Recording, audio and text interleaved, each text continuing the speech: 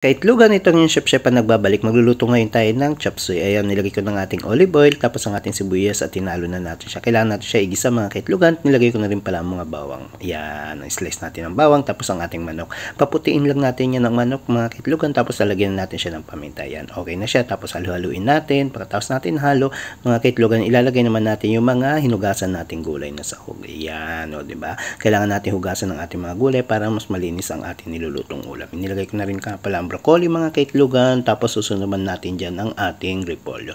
Ayan, ganyan lang kasimple ang pagluluto ko ng chop suey mga kaitlugan. Hindi man kompleto ang sahog, pero masarap yan mga kaitlugan. Tapos alagay na natin ang ating pampalapot na sahog. Ayan, ang tubig, harina at ang soy sauce. Ayan, tapos nilagyan ko na rin siya ng asin, tapos mamaya lalagyan ko na rin siya ng patis. Yan, ganyan lang kasimple mga kaitlugan. Masarap na ang ating simpleng chop suey. Ayan, o diba? Tapos tatakpan natin yan, lulutuin na ng mga ilang minuto para ready to eat na yan. Salamat!